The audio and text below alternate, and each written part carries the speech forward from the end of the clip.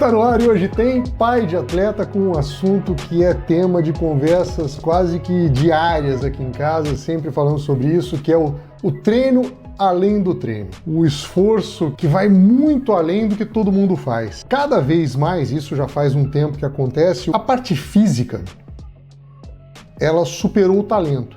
Hoje só com talento o atleta não consegue mais se destacar. Precisa mesmo do ir além. Vários vídeos na internet falam sobre isso, talvez os mais famosos aí sejam do Kobe Bryant.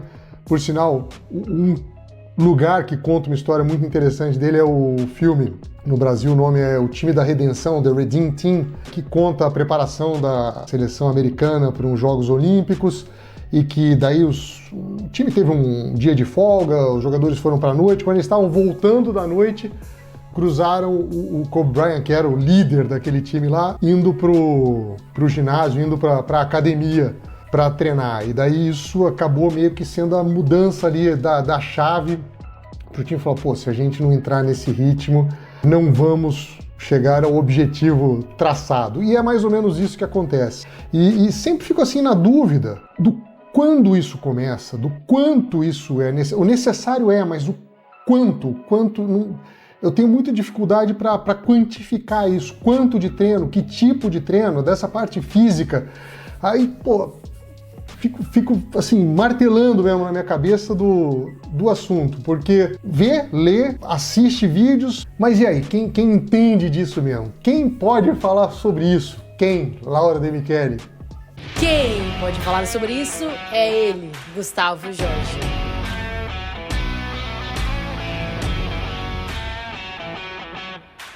Este programa é apresentado por César Augusto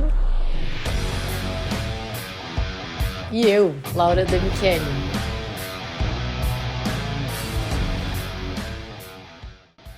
Bom, então vamos lá. Gustavo, você já há mais de 20 anos desenvolve atletas profissionais e amadores, certo? Sim. Você consegue, assim, logo de cara, olhar para alguém, né, pela primeira impressão, olhar e falar, putz, esse aqui não vai virar atleta profissional. Então, Laura, é engraçado porque é um negócio que até a gente comenta entre nós, porque tem um negócio de bater o olho, sabe? Tem um negócio de bater o olho. A minha função ela é muito mais física, né, do que técnica. Então eu acabo estimulando o atleta da parte física, na parte fisiológica, desenvolvimento dele com performance física. Mas eu confesso para você que, obviamente, as coisas se cruzam, né? Então a gente precisa ter um elemento técnico funcionando bem, porque o atleta não consegue se desenvolver, não pode ser bom só fisicamente e não ser bom tecnicamente, ou vice-versa. Então, é fato que tem muito atleta que você bate o olho e você fala assim, por mais que você consiga tirar o máximo dele, eu acho que ele vai ter uma certa limitação, e quando você pensa nos grandes, talvez ele não vai chegar nessa prateleira. Mas você fala isso? É difícil. Tipo, por exemplo, assim, né, vem um jovem com os pais, né? Então Sim. eles estão ali numa super expectativa, né, de começar a fazer tudo que eles podem para investir no filho. Você já virou e falou assim, ó, amigão, não investe porque não vai chegar lá, sabe? Na verdade, assim, eu acho que tem um negócio que eu aprendi na vida que, assim, entre ser sincero e ser gentil, eu tenho que ser mais gentil do que sincero algumas vezes. Eu não posso ser o cara que vai cortar o sonho da pessoa, eu não posso ser esse cara. Até porque eu te falei, o elemento técnico ele é mais importante, eu não sou esse cara do elemento técnico. E eu tento ajudar ao máximo para a gente poder tentar mudar a história daquela pessoa, daquele atleta, daquela criança, daquele sonho que está se nascendo. Eu confesso para você que eu nunca tive esse desprazer de virar e falar. E não sei se eu falaria. Não falaria? Não sei se eu falaria, não. Eu não sei se eu falaria porque... Mas isso você acha que não pode causar assim, uma falsa expectativa? Então, eu vou contar uma história que é bacana, acho que talvez para tentar entender assim, da forma que eu me porto numa situação dessa.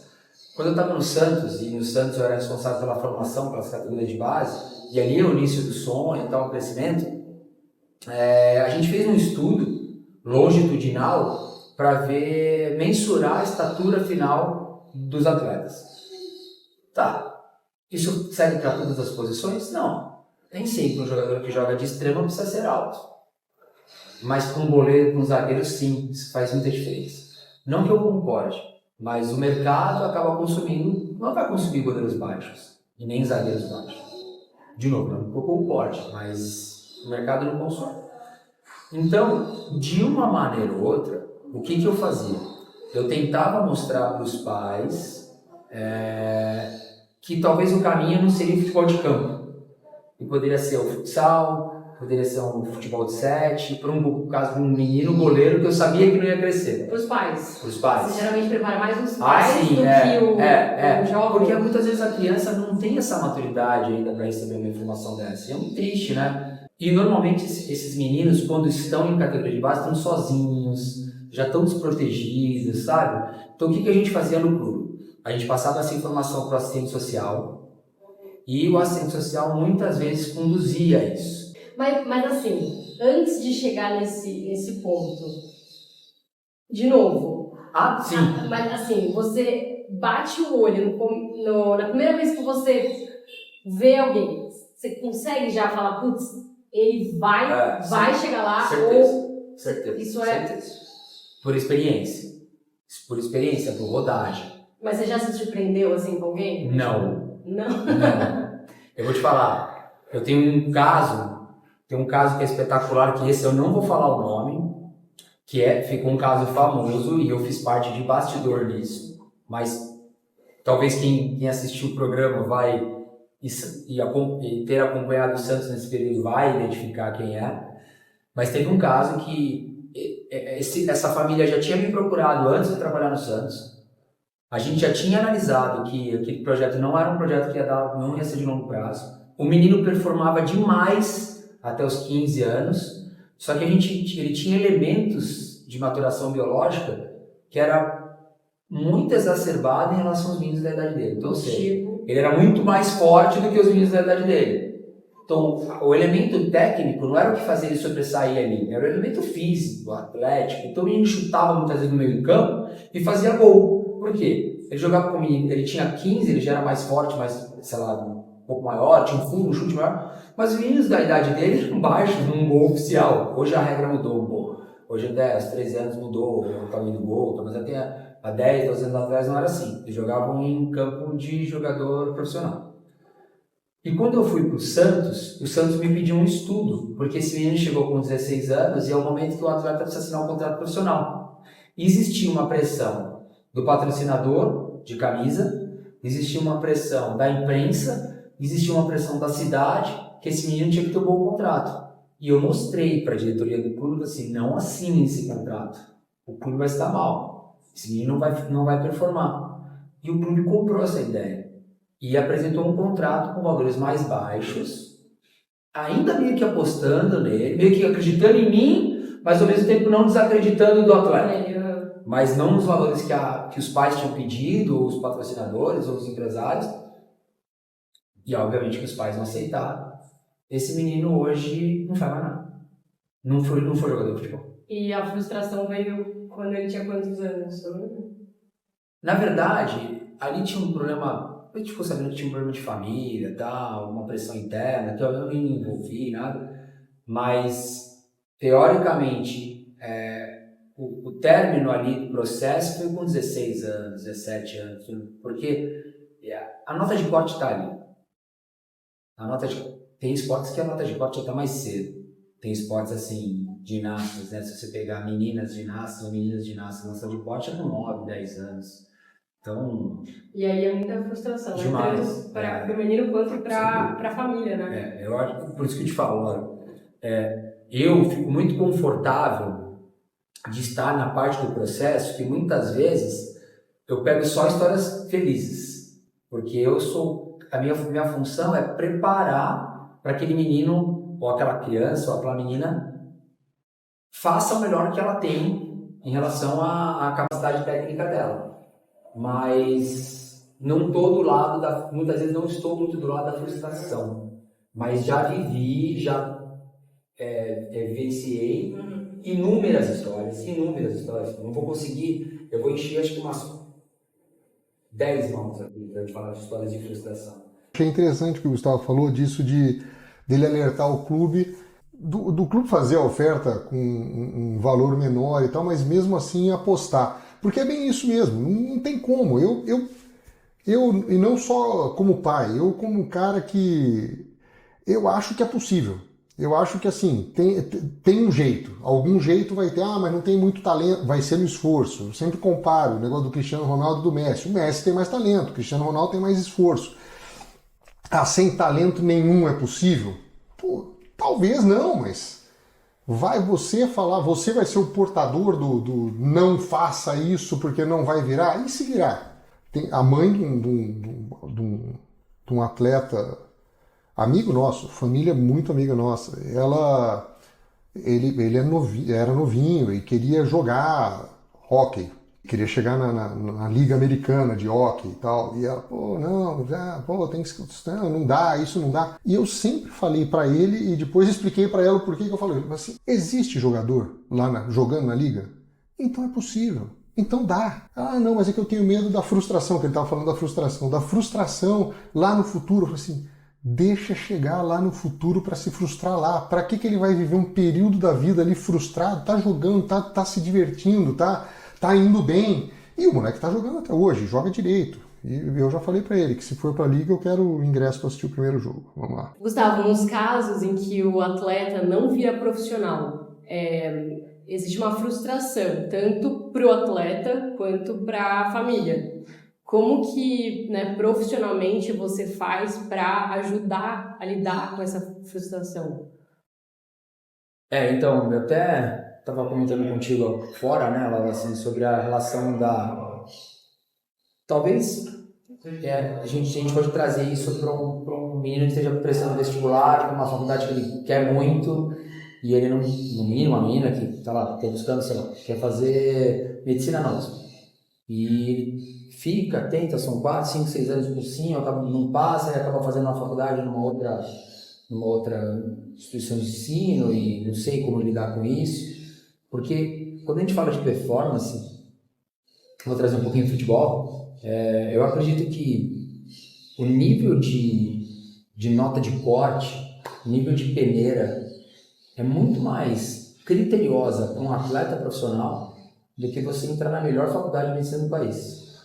O Fernando Diniz falou isso em uma entrevista agora, depois de um jogo, e eu concordo com o que ele disse, porque são tantos elementos, porque não é só o atleta ali, tem outras coisas que servem. Muitas vezes ele está longe de casa, ele é muito jovem, e ele pensa numa família que precisa de dinheiro, então ele tem uma pressão de as coisas acontecerem. Tem uma história bonita de um jogador, ele tá jogador do Botafogo, foi jogador do Santos. Eu lembro que num aquecimento ele falou para mim que se ele não arranjasse 20 mil reais depois do treino, a mãe dele ia ser despejada no apartamento que ele morava na quadra. Então é isso, um menino de 18, 19 anos, tendo que buscar um lugar no time para depois chegar no primeiro time do clube, mas ao mesmo tempo ele já tem uma pressão meio que social ali, socioeconômica muito grande. Então são muitas coisas que, é aquilo que eu te disse, muitas vezes essa parte mais difícil, tem uma série de profissionais que acabam, óbvio, num ambiente um pouco mais estruturado, mas não é todo lugar que tem uma assistente social, que tem um psicólogo, que pode ajudar com essas coisas. Então, muitas vezes, um acolhimento, alguma coisa... Eu vivi uma história super difícil. Eu tentei jogar futebol, joguei um pouquinho de futebol, mas eu lembro que uma vez eu fui para jogar num time em Poços de Caldas e saí daqui de São Paulo com mochila nas costas. Meu pai me deixou na rodoviária. Eu lembro que era uma noite anterior, uma noite que eu não dormia. Primeiro que era aquela empolgação de ir, mas ao mesmo tempo aquela saudade já de ficar longe de casa, do desconhecido, de não saber o que eu ia encontrar. Foram, acho que 8 horas de viagem. Eu cheguei no clube com a mala nas costas. Minha mala rasgou, tive que carregar a mala parecendo um saco. Uma coisa horrível. Eu cheguei no clube e o cara simplesmente virou bem e falou assim: a gente não tá te esperando aqui, quem falou que era você tá aqui agora? Eu falei: não, mas me mandaram. Não, o cara me mandou embora. Aí eu peguei um orelhão, liguei pro meu pai, eu tô voltando. Aí entrei no ônibus, voltei pra São Paulo. Mas como assim, não tinham te chamado? Tinham, tava tudo organizado, só que algum funcionário ali do clube talvez não tenha sido avisado. Problema interno, administrativo, que acontece com qualquer empresa. Enfim, aí o cara pegou e falou assim, não, você tem que voltar, tal, não sei o que, você vem outro dia, tá falando que você é de São Paulo. Enfim, eu voltei para São Paulo, liguei pro meu pai, aí parei numa cidade, primeira cidade do interior de São Paulo, o cara pegou, entrou no ônibus assim, falou, quem que é o Gustavo Magalhães Jorge? Eu falei, sou eu, não, eu voltei. Então você já mediu na cabeça, eu tinha 16 anos. Então eu vivi um pouquinho disso, e eu lembro uma vez quando eu trabalhava... E com toda a expectativa, E com toda a expectativa, e eu lembro que eu fiz como se fosse um remember de tudo isso. Eu voltei, quando eu volto tava no Corinthians, e eu tava vendo ali meninos chegando, e olhando com a mesma situação. Aí o coração já fica assim. Então assim, eu nunca fui o melhor cara para lidar com esse tipo de situação. Até porque não é da minha formação, apesar de ter psicologia dentro da minha formação. Mas eu sempre tive um papel mais de acolher do que de expelir, entendeu? Por ter vivido um pouco disso. Então, lidar com esse tipo de frustração, na hora que isso acontece, eu tenho vontade de, sabe, abraçar, pegar no colo e falar, cara, vira a página, tenta mais uma vez, tenta mais uma vez, tenta mais uma vez. E aí o que eu peço? Eu peço para que no momento essa pessoa mesmo entenda, assim, isso aqui é o meu limite. E foi o que eu senti. Eu cheguei num limite que eu falei assim, bom, eu quero viver disso, eu quero viver de esporte, mas não você jogando. Então eu vivi um pouco dessa experiência. E assim, relativamente, né, comparado com outras profissões, dá tempo ainda de focar e começar uma nova carreira ou dentro do esporte, né? Ou fora até, né? Não é assim. Você consegue realmente, você tem esse time, porque toda iniciação esportiva ela é precoce. Na verdade, eu sempre falo, a especialização não pode ser precoce, mas a iniciação ela tem que ser precoce. Agora mesmo, eu estava atendendo um atleta do Corinthians, que é um atleta que eu cuido, que o filho dele tem 10 anos, e ele já está jogando no futsal do Corinthians, e ele já está meio que ansiando, assim, sabe, ansioso para... sabe, será que a gente já não consegue dar um estímulozinho para ele? Então, a iniciação ela é precoce. E, Gustavo, quando que, assim, em que momento, né, e aí já generalizando, em que momento que um atleta ele tem que sair do treino ali convencional e fazer um plus, fazer algo a mais, ir para uma clínica? Existe um momento ideal para isso, uma idade? Eu acho que aí que vem o grande X da questão. Eu acho que é aí que vem o grande X da questão. Eu acho que a primeira coisa é você buscar alguém que tenha muita experiência nisso. Porque eu já vi ter muito problema quando eu estava dentro do clube. Alguns atletas que faziam alguns trabalhos extras, que vinham por sessão de treinamentos extremamente quebrados por um número de informações que eles tinham além do clube. O clube já entrega uma carga muito grande. Exato. Só que eu já vivi também dentro do clube e eu sei que a gente não consegue estimular todos da melhor maneira possível. Não que a gente individualmente também, né? Não que a gente não queira, mas não tem como. Normalmente você tem 2, 3 profissionais para 30, 35 pessoas ali que precisam receber estímulo. E hoje a minha vida é essa, é cuidar do que o clube muitas vezes acaba não fazendo, não por um erro do clube, mas é porque não dá mesmo.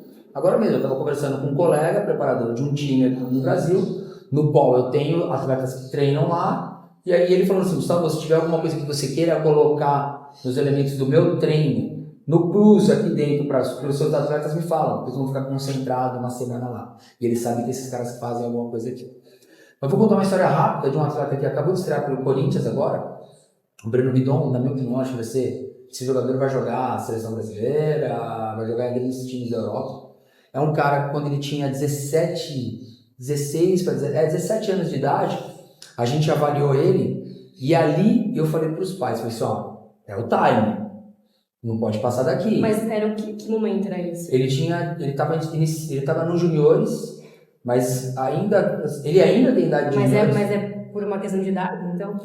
Por uma questão de idade e por uma questão de necessidade. Por quê? Lembra quando você me perguntou se a gente já bate o olho e a gente já sabe se o menino vai virar ou não? Na hora que eu bati o olho, vendo alguns lances dele, eu falei, nossa, o menino joga muita bola. Só que se ele chegar para jogar atleticamente como ele está, ele vai ter um problema muito sério de time profissional. Então, por quê? Ele vai conseguir chegar ao time profissional, mas as necessidades atléticas do jogo vão amassá-lo. Ele precisava chegar melhor preparado no time principal. Tá, mas do tipo, assim, por exemplo... Eu acho que a gente até iniciou com ele um pouco mais tarde. Que eles procuraram a gente naquela época. Uhum. Mas foi o último 1 ano e meio antes de chegar no time principal. Mas nós temos clientes aqui que a gente já começa a estimular com 14, 15 anos. Que eu acho que o time é esse, de um trabalho... Não necessariamente você precisa fazer a pessoa carregar peso ou levantar as melhores idades, mas basicamente o início do processo é ter uma boa consciência corporal. O atleta precisa entender um pouco mais do seu corpo. E eu acredito muito na questão educacional. Ensinar a questão de alimentação, as necessidades de dormir bem, as privações que ele vai precisar ter de sair à noite, de curtir uma baladinha, adolescente, 14, 15, 16 anos. Então eu acho que no primeiro momento ele tem uma função muito mais de educação e de algumas sementes que são plantadas do que realmente de carga extra de treinamento. Tá, agora, por exemplo, vamos supor, a gente está falando aí 16 anos, 15, 16, 17, idade que os jovens começam a sair. A curtir. E que é uma parte importante da vida, né? Uma parte social, lógico. Mas é uma parte que, né, as pessoas começam a beber e, enfim. Um atleta, ele pode... tipo, de vez em nunca Não, ou é nunca? Nunca. Ele é atleta. Assim, esquece. Ele é atleta. Tipo assim, meu irmão, você não vai comer atleta. mal, você não vai dormir mal, você não vai beber, você não vai fumar, você não vai fazer nada. Porque senão já era. É iniciação, né? Iniciação, e aí já começa a ter um pouco de especialização. E na prática, você já teve algum problema desse tipo? Mais um mesmo. Mas e aí? A escolha dele também, eu não posso... Mas vocês, tipo assim... Você tem que destruir o máximo possível, Tá. mas eu não posso querer mais do que o atleta. Eu não posso ter mais vontade do que a pessoa que eu estou ensinando. Uhum. A vontade dele tem que ser maior ou igual à minha. Porque qualquer projeto que eu entro com um nível de adrenalina muito alto. Eu quero que aquilo funcione. E você já viu muitos com muito potencial não irem pra frente, mas sem dúvida. Por questões sociais? Mas sem dúvida, mas muitos. Aquilo que eu te falei. Dá para encher muitas mãos, enche a minha, enche a sua, enche a do Enzo, enche todo mundo aqui. Muitos. Eu vi uma vez um atleta no Santos, que hoje ele jogou um pouquinho profissionalmente, mas hoje jogou, é um menino que pegou seleção com o Neymar, teve momentos no Liverpool da Inglaterra, mas ele tinha um contrato espetacular no Santos, com 18 anos, tinha o carro do ano, o carro de diretor de empresa, ele sabia que ele tinha mais 5 anos de contrato, e que, sabe, poxa, não rolou, ele sentou no contrato, não rolou. Gustavo, vamos entrar agora então na questão financeira, né? Hoje em dia tem muita tecnologia, né, pro desenvolvimento de um atleta. E é claro que tudo isso custa, né? O que na sua visão, assim, você acha que para um bom desenvolvimento precisa ter muito dinheiro ou dá para se desenvolver sempre? E aí é claro que se a gente olhar, né, na história, grandes atletas que não tinham absolutamente nada, que fizeram tudo com nada. Então, mas eu acho que é bem por aí. Eu acho que acho que no primeiro momento dá para fazer tudo com nada e tudo parte da força de vontade. Eu acho que tudo parte daquilo que eu te falei antes. Até porque antes nem existia esse tudo. Não, e aquilo que eu te falei, assim, na verdade a pessoa tem que, aquele projeto de atleta tem que querer muito mais do que qualquer outra pessoa. E aí entra a questão da educação. Se você conseguir mostrar, e ele já tem um elemento de ideia, de poder querer, e ele entender que ele vai ter que se privar, ou vai ter que não se permitir de certas coisas, obviamente, quanto mais tecnologia eu tiver hoje, é aquilo que você falou, mas no passado era uma outra história. O esporte, até falo, esses dias soltaram, a medicina do esporte, a fisiologia está fazendo com que os atletas performem por mais tempo. Eu não concordo. Eu acho que a carreira, cada esporte, ela tem um limite. O que a gente faz hoje é deixar os caras com mais intensidade, com mais força. Potencializa, né? A gente está potencializando o esporte, está deixando o esporte com uma característica totalmente diferente do que era no passado. Todos os esportes. Mas conforme a evolução desse atleta, quanto mais elementos de tecnologia a gente tiver do nosso lado para poder monitorar, é importante. Acho que eu te falei sobre a questão do anel que monitora o sono. Então hoje eu tenho atletas de base e de profissional, os que podem ter, obviamente, eu consigo ver se o cara dormiu bem ou não daqui. Eu abro o computador de manhã, a partir do momento que ele linkou o anel no aplicativo dele, eu consigo entender como foi a noite de sono e consigo discutir com ele algumas coisas que podem estar funcionando ou não para aquele dia. Eu acho que a vontade é muito mais do que a tecnologia naquele momento. Tá. Bom, agora quem tá doido para ter essa resposta é o César Augusto, pai de 2 atletas, do Arthur, que joga basquete, e da Cora, que faz escalada.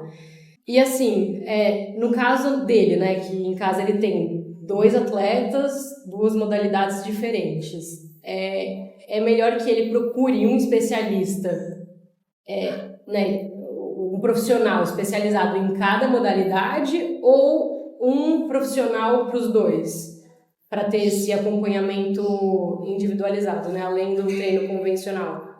São 2 esportes totalmente diferentes na questão do César lá, né, Galo, né? Ele tem o Arthur, que joga basquete, e tem a Cora, que faz escalada, né?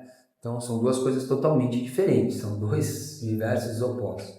A base do treinamento, para qualquer esporte, a base do treinamento, eu acredito que ela é a mesma. Os movimentos básicos, as questões de estabilidade, mobilidade, controle, a base, elas podem ser as mesmas. Mas a especialização muda de acordo com a característica do jogo. Eu mesmo, quando eu pego case, eu vou estudar o que o jogo pede. Eu sempre falo, eu trabalho o que o jogo pede. O jogo me pede o treinamento.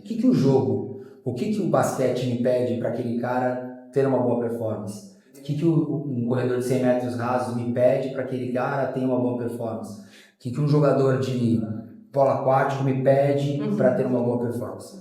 Eu acho que no caso do César, no caso na família que você tem 2 atletas opostos, você pode ter um gestor que vai fazer toda a parte de alimentação, monitoramento de sono, qualidade. Vai ser um geral para os 2. O geral, e aí você ter talvez um treinador específico para a modalidade. Alguma coisa que, por exemplo, preciso ter um preparador físico para o Arthur, que é um cara que precisa saltar.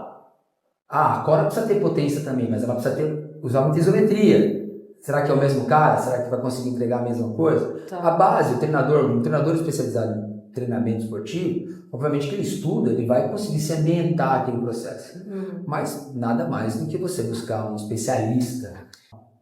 Gustavo, e até que ponto é bom para o processo do atleta o envolvimento dos pais? A pergunta engraçada, né? Eu acho que a família estar junto é muito legal. Uma família equilibrada, que possa trazer equilíbrio para esse futuro atleta é importante.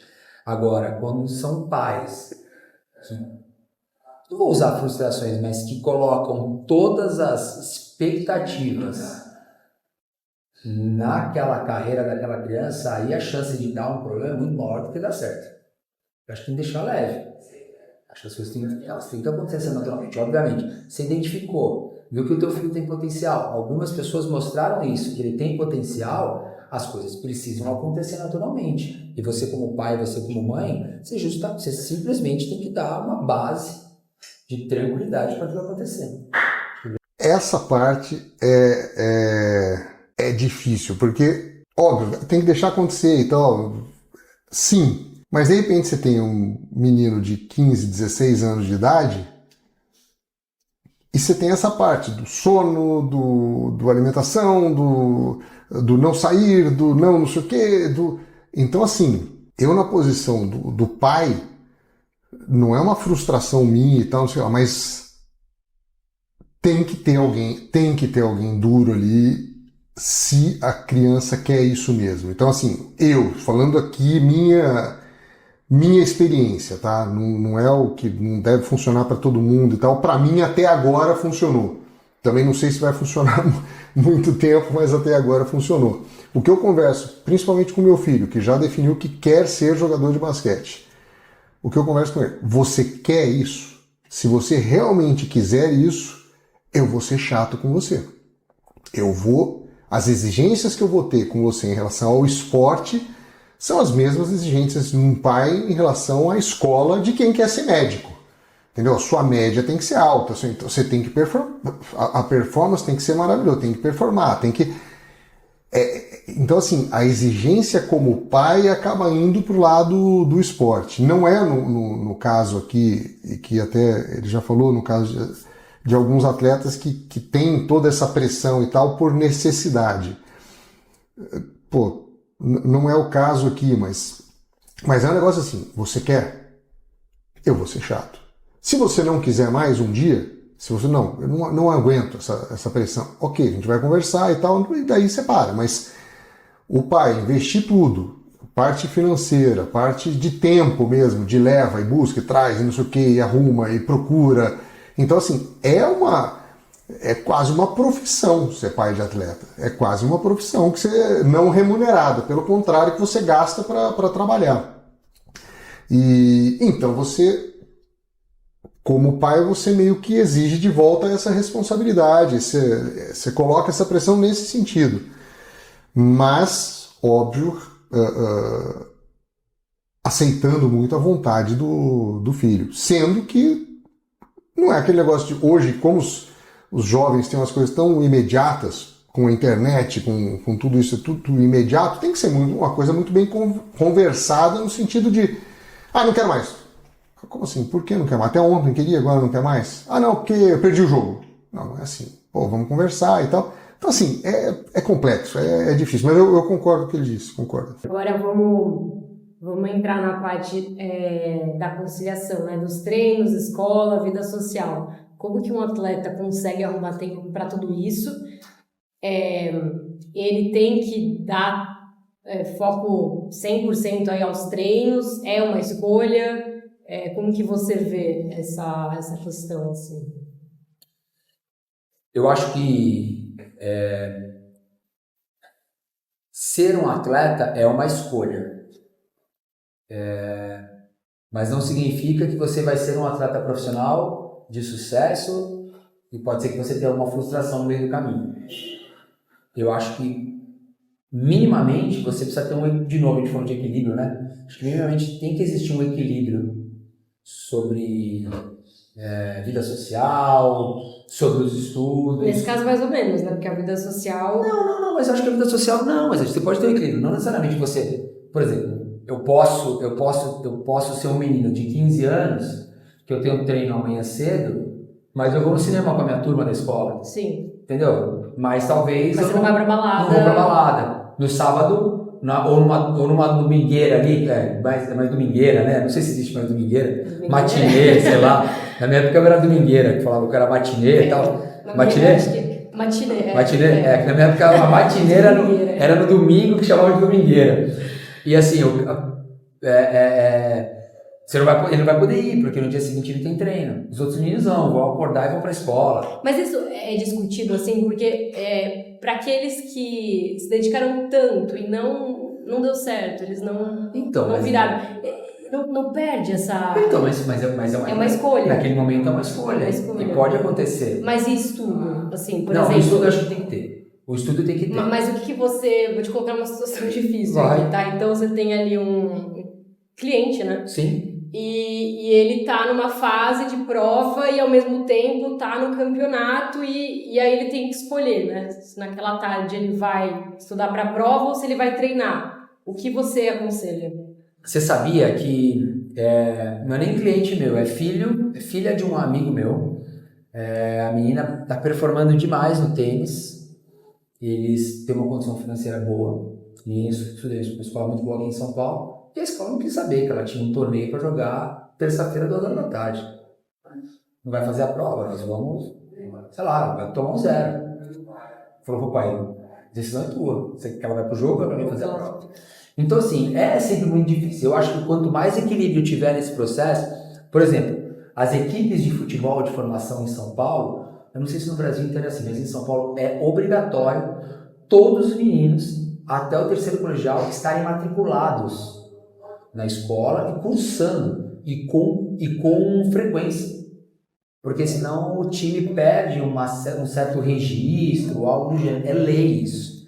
Então, o direito ao ensino é meio que está no Estatuto da Infância e Adolescente, né? Então, eu acho que o grande X da questão é você pegar o ano e os ciclos. Vai ter momentos que vai dar para focar mais no estudo, vão ter momentos que a minha competição pode me tirar um pouquinho da relação com o estudo, mas abandonar não. Isso não pode existir. E eu acho que você tem que ter uma discussão com os pais, para entender junto com o atleta e junto com a escola, precisa ter um bom equilíbrio. A escola também precisa entender isso. Eu acho que a escola também precisa entender. Não pode virar para mim e falar assim, não vai vir, então não vai perder a prova. Não, poxa, nós estamos uma competição, o pai mostrou, o pai foi lá, justamente, faz a prova amanhã, a gente consegue colocar a prova dela, ela faz sozinha. Então, ou seja, você não vai fazer com que ela perca o elemento estudo, e vai promover a saúde. A menina não está deixando de ir para a escola porque ela está indo numa balada, né? Ou seja, escolha e equilíbrio. Ela não está indo no Lollapalooza. Ela está indo competir, né? Exato. Então, sei lá. Na sua visão, qual que é a dimensão da importância da saúde mental para um atleta? Como que trabalha medo? Como que trabalha performance sob pressão? Uma vez eu assisti um documentário que passou na BBC, os caras pegaram um time mexicano e fizeram os caras baterem pênalti. Os caras ficaram batendo pênalti, tal, no final do treino. E a taxa de acerto dos pênaltis ali, do time todo, beirou os 85%. Aí ele falou assim, agora nós vamos ligar uma câmera e vocês vão ser filmados e continuem batendo os pênaltis.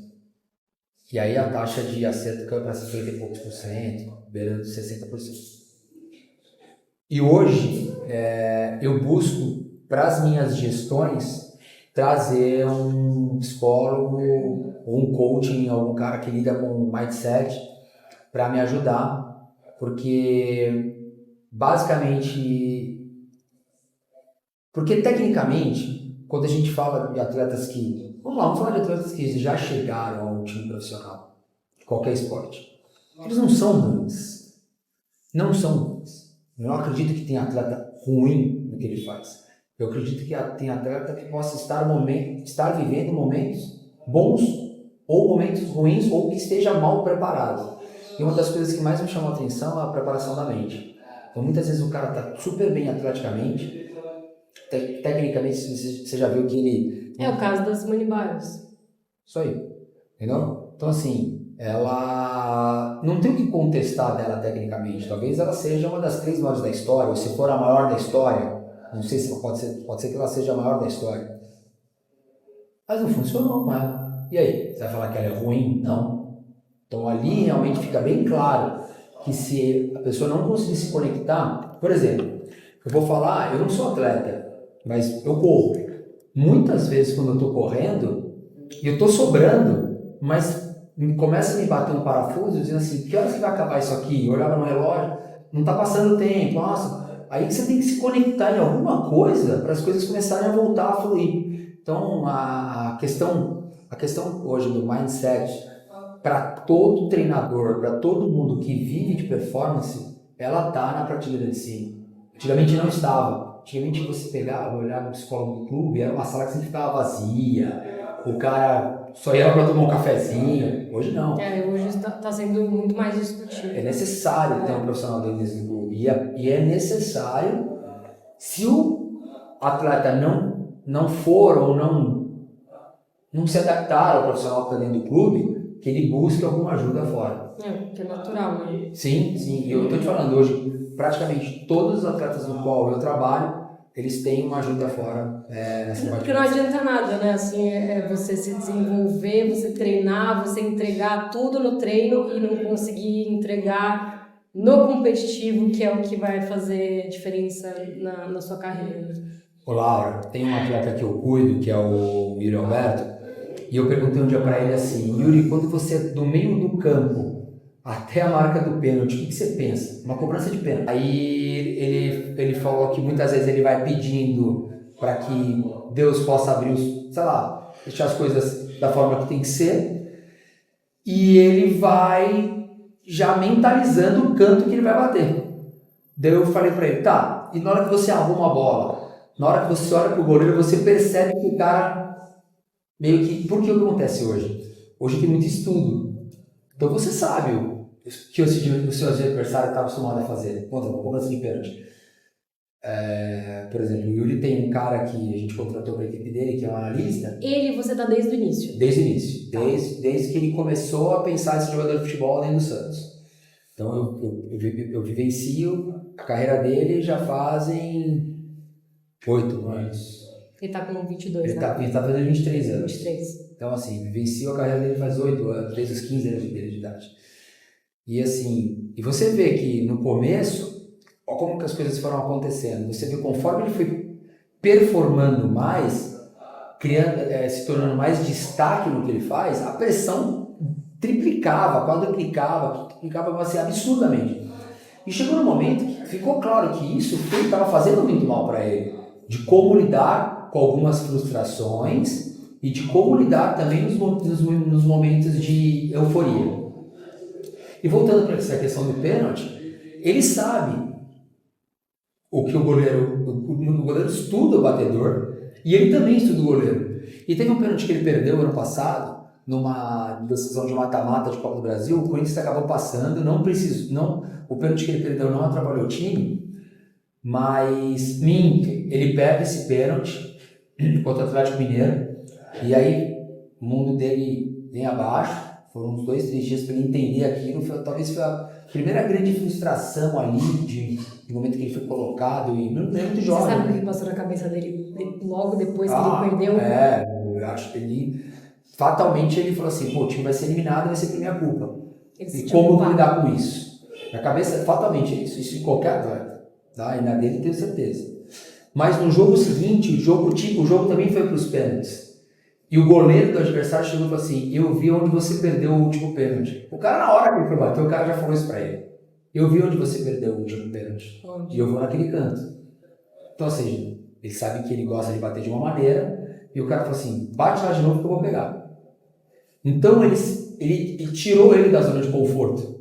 Porque, fatalmente, ele tirou ele de uma batida dele que é de segurança. O atleta tem uma batida de segurança. O cara que bate pênalti, ele tem uma batida de segurança.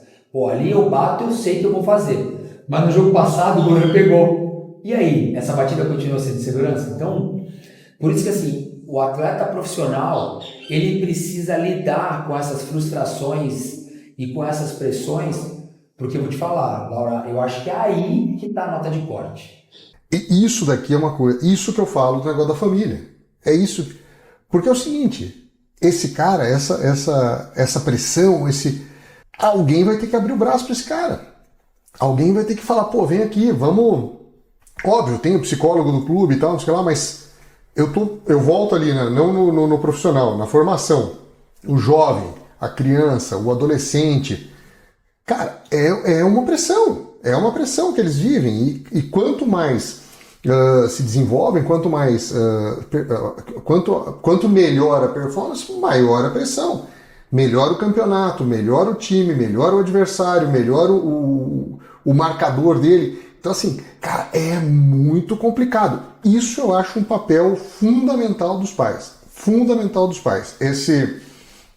Esse auxílio em como lidar com a pressão. E isso assim, o pai óbvio que acaba colocando uma pressão também no filho, devido a toda essa cobrança da alimentação, do sono, não sei o quê, mas esse tipo de pressão os pais precisam abraçar ali o filho, na minha opinião, tá? Na minha opinião. Tem que abraçar ali, tô com você. Você fez tudo o que era para fazer e isso vai aparecer agora, ou isso daí vai voltar a aparecer, mas esse momento eu acho fundamental a participação da família. Não tem Isso ninguém vai me convencer ao contrário. O atleta, ele move a paixão de milhões de pessoas. Não, todo mundo fica nervoso na hora de um pênalti. Imagina, ele tá nervoso e tem... E energeticamente, não tenha dúvida. Tipo, tem não consigo imaginar o cara que foi o meu grande tutor na minha carreira, o Renato Tufo, eu sempre falo dele, toda vez que eu falo da entrevista, uma coisa que ele não tá mais entre nós, mas é um cara que... ele me colocou no jogo. O cara me colocou no jogo. E tem um pênalti do Marcelinho Carioca. O Marcelinho Carioca perde um pênalti uma vez pelo Corinthians. Eu estava assistindo de casa, eu trabalhava na área ainda, estava na faculdade. Eu acho que só os corintianos queriam que ele fizesse aquele gol. Aí você fala assim, é óbvio, né, Gustavo? Normalmente é só a torcida a favor. Não, mas você tem os adeptos, por exemplo, tá jogando o Santos. Hoje, por exemplo, eu vivi muito tempo no Santos. Mas antes de trabalhar no Santos, por meu pai ser santista, eu já torcia para o Santos ganhar alguns jogos, mesmo não sendo santista de criança. Mas ali no caso, o Marcelinho Carioca era um cara polêmico. O Corinthians é um time que mexe muito com os anti-corintianos. E esse médico contou para mim que ele falou que na hora que ele foi bater, ele falou assim: nossa, o mundo inteiro tá torcendo para ele errar. Meu Deus, que energia é essa? E ele vai lá e erra.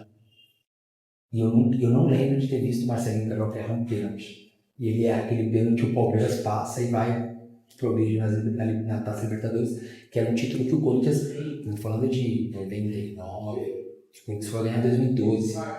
Entendeu? Então olha como já era uma coisa que nos perseguia antes. Então assim, você falou, tocou num ponto da energia, acho que essas coisas influenciam muito, sabe? Você trazer pessoas para o seu lado, que te querem bem, que buscam te dar as melhores palavras, que te mostrem o momento que você está errado, que não simplesmente quando você está errado, passem a mão e falem assim, não, tá tudo certo. Não está tudo certo. Isso aqui está errado, precisa corrigir. Então acho que a formação, ela precisa de uma série de elementos, não só técnicos e físicos. Ela precisa de uma série de elementos. E o ambiente, talvez ele seja o mais importante.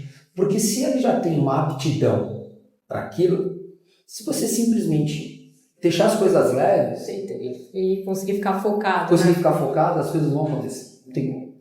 Yuri Alberto, do Corinthians, ele começou a carreira com você, né? Eu queria que você contasse assim, qual foi a primeira impressão que você teve dele quando ele chegou até você? Você bateu o olho nele e falou, esse cara vai ser destaque. O Yuri sim, muito doido, né? Ele surge junto com o Rodrigo Góes, que está no Real Madrid. O Rodrigo e o Yuri foram dois atletas que quando eu tive o primeiro contato com os dois, e tinham outros meninos da geração dele. Quando foi isso e como foi isso? Eu lembro quando eles estavam no Santos, o que eu montei ali? Quando os meninos faziam 14 anos, eles tinham acesso às primeiras provações atléticas que o futebol vai exigir no futuro. Então a gente fazia as primeiras avaliações, fazia testes de velocidade, testes de salto. Então os primeiros elementos atléticos eram ali com 14 anos. E eu lembro quando eu fui avaliá-los e falei assim, nossa, esses meninos são meio preparados já. Aí falaram assim, além deles tem esse aqui e tal, não sei o quê. Mas foi passando o tempo, eles ficaram mais próximos da minha gestão. Aí falando especialmente do Yuri, era um jogador que a bola caía no pé dele, a bola entrava no gol. A bola caía no pé dele, a bola entrava no gol. Isso, 14 anos. 14, 15 anos de idade. Já era muito diferente.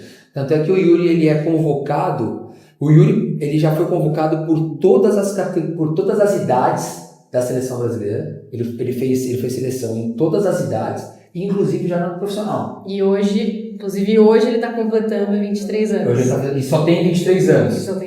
E o menino tem um peso hoje de, sei lá, se eu camisa 9 do time, da segunda ou da maior torcida. Se eu falar segunda, os corintianos vão ficar bravos comigo. Mas tem uma briga entre Corinthians e Flamengo, eu não quero entrar, mas vamos dizer, das duas maiores torcidas do país. E ali eu vi muitos elementos. E o principal, Laura, o moleque era muito focado desde sempre, e é até hoje. Sabe o que é o mais bacana?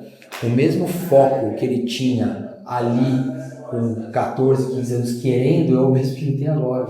É mesmo? Com 23. 22, 23 anos, é muito louco. Só que mais forte pela experiência, né? Talvez agora com mais estrutura, ele possa, graças a Deus, hoje ele pode dar uma condição melhor para a família, para ele inclusive, então mais estrutura. Pra você ter uma noção, quando ele compra a casa dele agora, quando ele fecha o contrato com o Corinthians, ele pode comprar a primeira casa dele ali e tal, a primeira coisa que ele falou para mim, ele falou assim, eu quero montar uma academia em casa. Eu falei, não, a gente não vai montar uma academia, a gente vai montar um centro de performance. Ele falou, tá bom, eu tenho isso de verba, vou montar. Então, o que você vê um pouquinho da clínica que eu tenho aqui, eu tenho na casa dele hoje. Que legal. Então, ele tem coisas na casa dele que ele tem lugares que não tem clínicas que tem isso, entendeu? Então, é assim, um cara que tem uma preocupação em estar bem muito além do normal. E na época, voltando lá para os 14 anos, então focado, quais outros elementos que... Tecnicamente muito bom, diferenciado, porque a gente falou lá no início, né? Ele já tinha detalhes que mostravam que ele seria um jogador extra classe e além da aptidão, né? Aptidão atlética para jogar futebol, isso. E o maior desafio com ele? É legal, né? Então, assim, talvez o maior desafio com ele é agora. Qual? Manter. Eu acho que agora sim é o maior desafio, porque que ele ia chegar, eu tinha certeza que ele ia chegar. Ele tem alguns elementos intrínsecos ali que você já sabia que você me perguntou logo no começo. Então, o mais difícil não foi levar ele até onde ele está agora.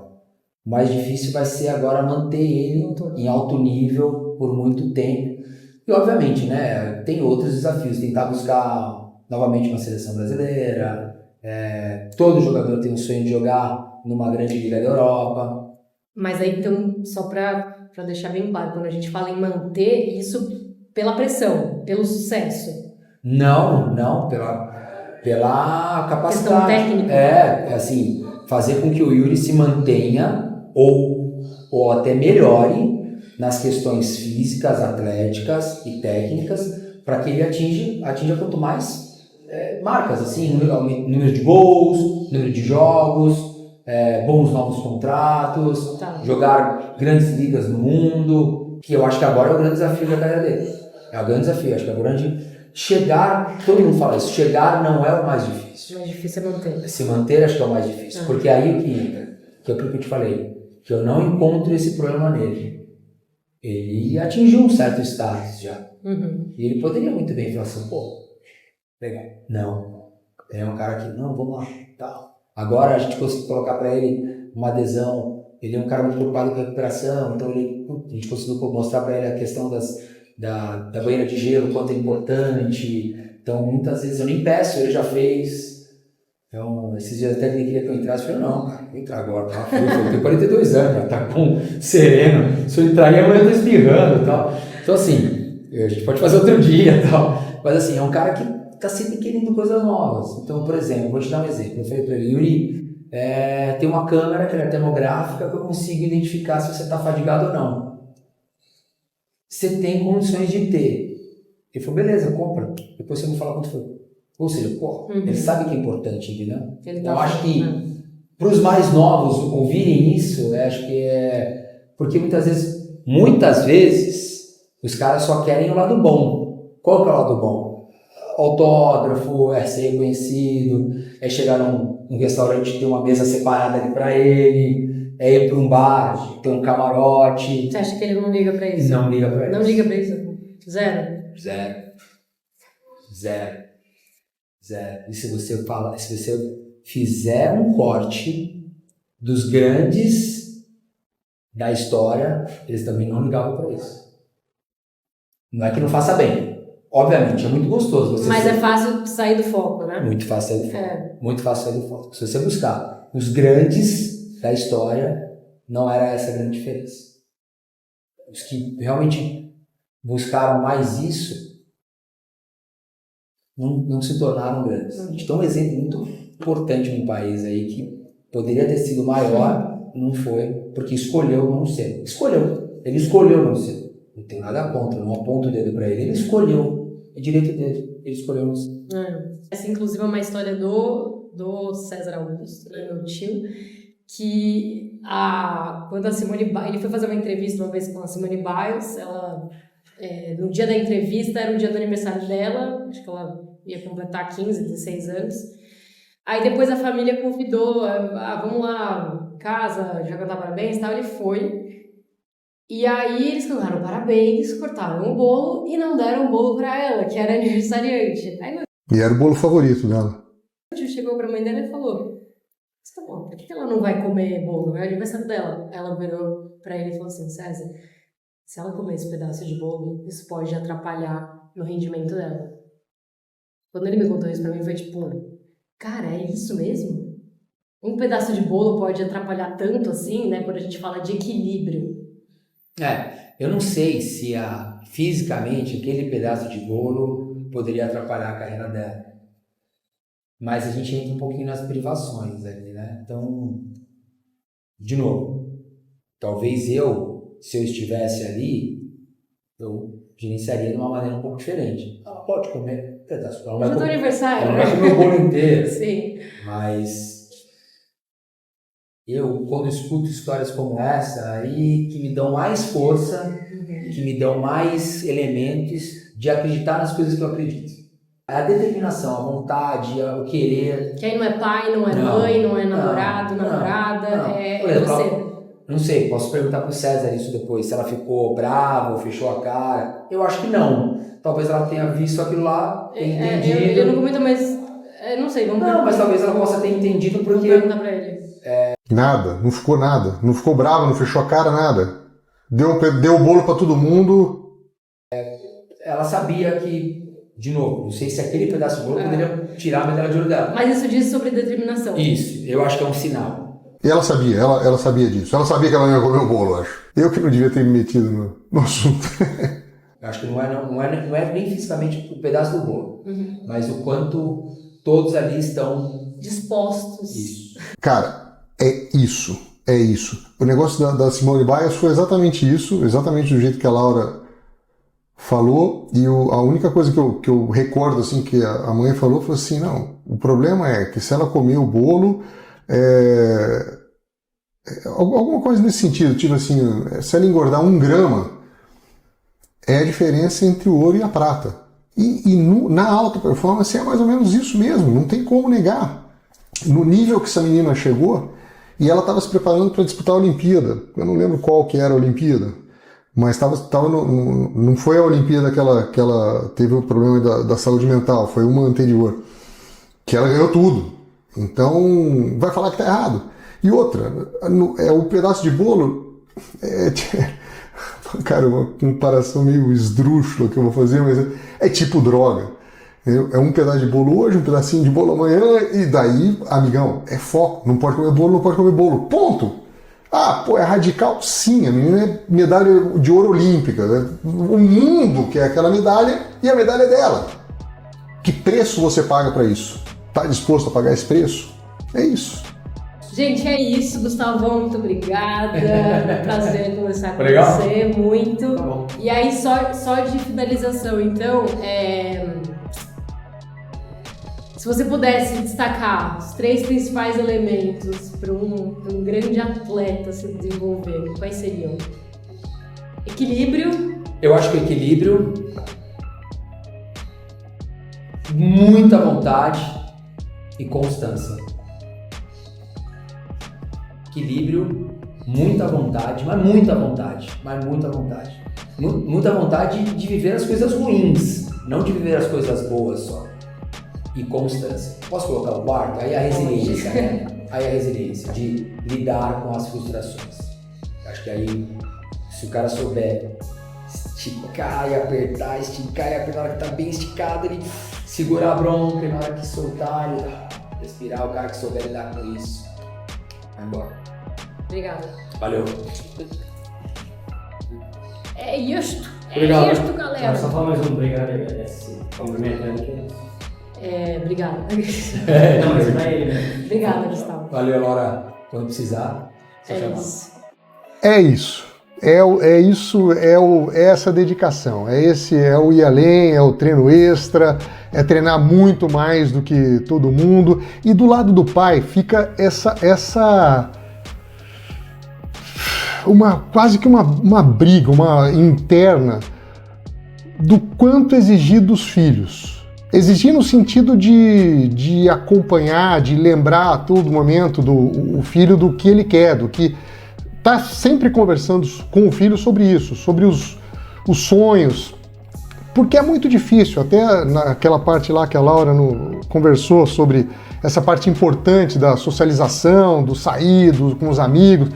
Sim, mas o jovem que quer mesmo ser um atleta, que quer seguir essa vida, ele acaba sendo diferente, acaba tendo uma juventude diferente. Daí a preocupação da Laura, que ela falou com o Gustavo, mas e se não chegar? Assim, se não fizer isso, aí é que não chega mesmo, não tem como, é impossível.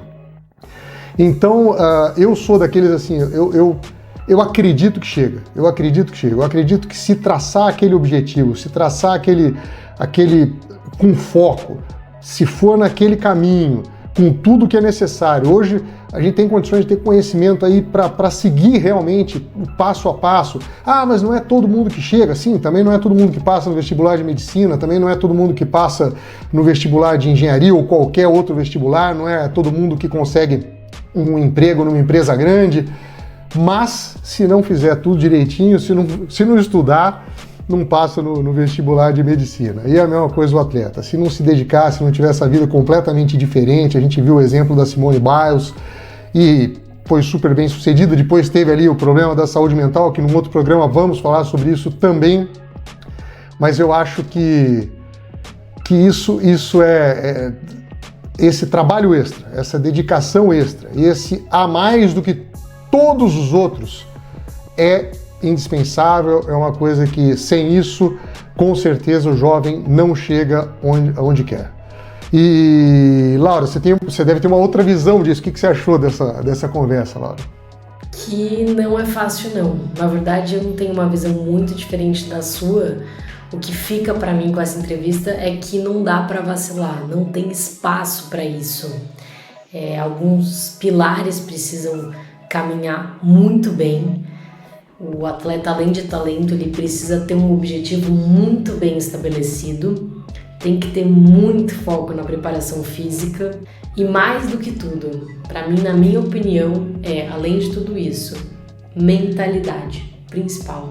Espero que vocês tenham gostado do nosso primeiro episódio do Pai de Atleta. Esse, claro, é um nome inspirado no César, que é pai de atletas. Mas esse é um programa para os atletas, para quem gosta de esporte, para quem cuida, pais, avós, tios, irmãos, para o próprio atleta. Então interaja, curta, comente, compartilha, a sua interação é muito importante para o nosso programa Pai de Atleta. E até o próximo programa.